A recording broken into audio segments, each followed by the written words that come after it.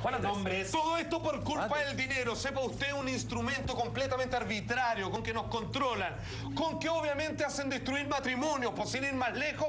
Pues bien, sepa usted que el dinero es simplemente un trozo de papel que no tiene ningún valor, sino simplemente asignado por aquellos que les conviene, porque el dinero no alcanza para todo, solo para algunos pocos que se aprovechan de las verdaderas cosas que sí importan y que nos arrebatan cuando nosotros no podemos pagar las deudas. ¿Cómo se crea el dinero? Mucha atención, todo lo que vamos a mostrar hoy día respecto a este tema no lo va a poder creer.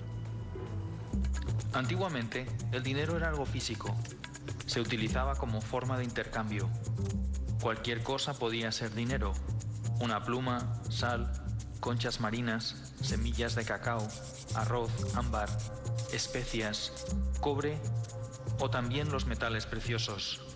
Con el tiempo aparecieron las primeras monedas y luego billetes cuyo valor se referenciaba con el oro o con la plata. Como el oro era muy engorroso de transportar, se empezó a guardar en bancos y estos emitieron pagarés que valían lo mismo que el valor depositado en oro. Pronto los banqueros se dieron cuenta de una cosa. Si un banco emite mucho más pagarés que el oro que tiene depositado, nadie se dará cuenta y le hará mucho más rico. De hecho, si es que hoy día quisiéramos, por ejemplo, designar que los bancos son asesinos, el puñal con el cual nos desangra tiene que ver, por ejemplo, con los créditos de consumo. Mucha atención, mira. Solamente el 5% del dinero del mundo existe en forma tangible como billetes y monedas. El resto del dinero son solo unos y ceros en un ordenador. En la práctica, el dinero lo crean los bancos privados cada vez que alguien solicita un préstamo. Es el prestatario el que aporta algo real, como por ejemplo su casa. Cuando un banco no puede pagar, se le rescata con el dinero de los ciudadanos. Cuando un ciudadano no puede pagar, se le echa a la calle con un desahucio legal y el banco se queda con la casa. Cuando los bancos no tienen dinero porque han agotado al límite su efecto multiplicador o bien porque su nivel de impago es muy superior, acuden a financiarse al Banco Central Europeo. El Banco Central Europeo es quien realmente hace la verdadera magia. Puede crear dinero de la nada y ponerlo a muy bajo interés y dárselo a los bancos. Engañándonos con una dependencia sobre estos pedazos de papeles que nunca jamás necesitamos. Así es como ellos, por supuesto, nos roban en su colusión con los políticos. Mira. Los políticos gastan el dinero público en proyectos, endeudándose, pidiendo dinero a bancos que crean el dinero de la nada, pero que cobran intereses haciéndoles un favor. Este dinero, generado de los impuestos de los ciudadanos y aumentado por nuevos préstamos, va a parar a empresas amigas que diseñan presupuestos sobrevalorados mediante ingeniería financiera de forma legal. Una obra que cuesta 120 millones ahora cuesta 160 millones por arte de magia. Los proyectos suelen ser obras públicas de gran calado y se vende la idea de que este tipo de proyectos mejoran la economía del país y son buenos para la gente. Cuando esta operación se hace bien no pasa nada, pero cuando se hace mal se descubren tramas de corrupción y pueden ser juzgados por la ley. Para que el sistema funcione y queden impunes, hay que manipular las leyes o bien comprar también a los jueces. Así es la relación entre los paraísos fiscales y, por supuesto, los políticos, en lo cual los chilenos no se salvan. Mira.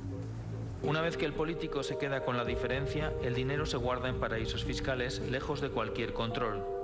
Para devolver el favor que los bancos hacen a los políticos, estos legislan haciendo que la banca siempre gane y organizando más tarde sustanciosos rescates con el beneplácito de las instituciones internacionales que están metidas en el ajo. Con estas operaciones se genera un déficit público insostenible, que no es otra cosa que una deuda contraída de la nada a través de un banco. Todo se hace muy complicado para que nadie lo pueda entender.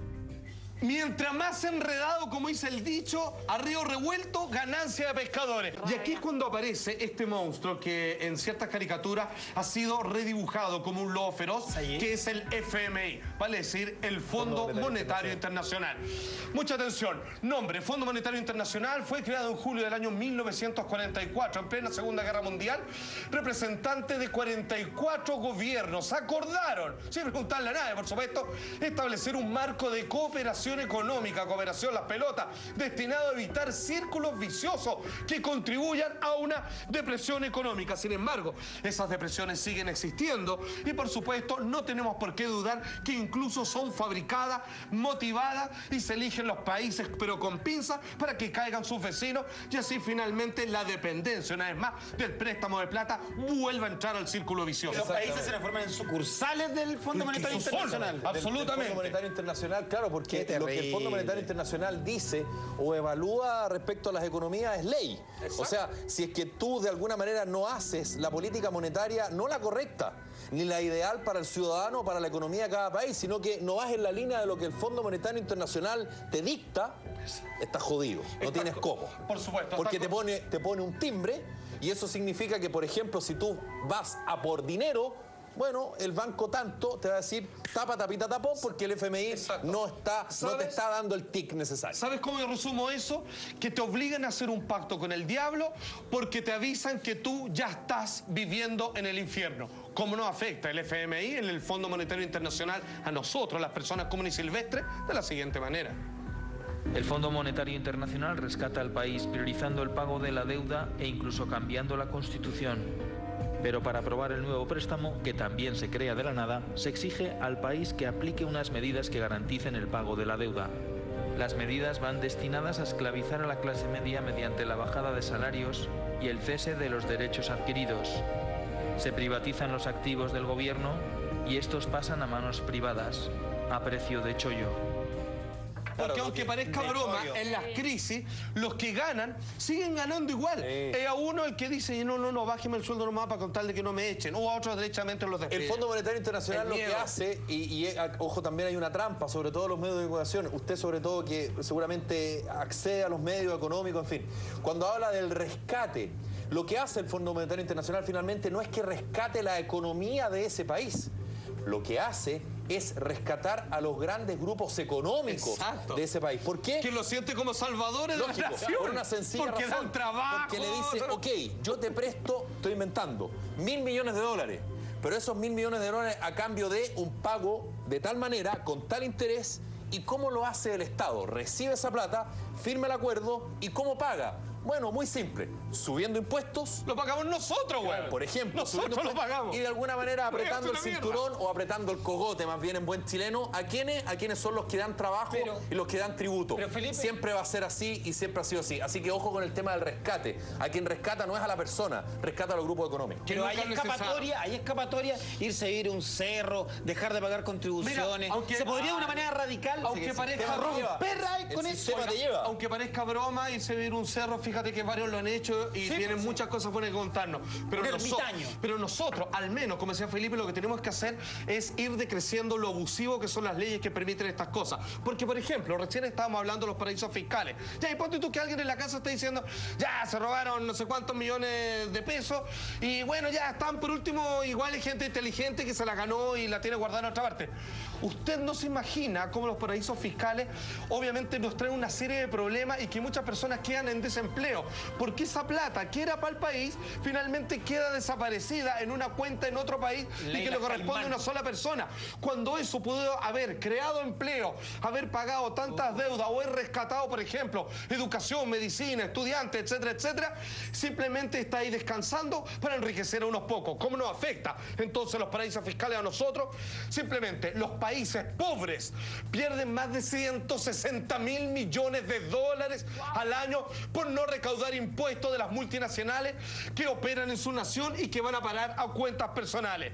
En el año 2009, el flujo de capital en paraísos fiscales fue de 903.000 millones de dólares. ¿Y dónde están? Pues si usted quiere saberlo, esos paraísos: Barbados, Brunei, Dominica, Dubái, Islas Fiji, Islas Caimán, ¿le suena? Islas Salomón, Malta, Mauricio, Polinesia Francesa, largo, etcétera, etcétera, etcétera. Simplemente quería plantar con este tema. El dinero es un instrumento completamente ilegítimo, innecesario, virtual, que está construido para favorecer a los pocos que usted ya conoce y para quitarnos las cosas reales que apenas nosotros nos costó tanto poseer.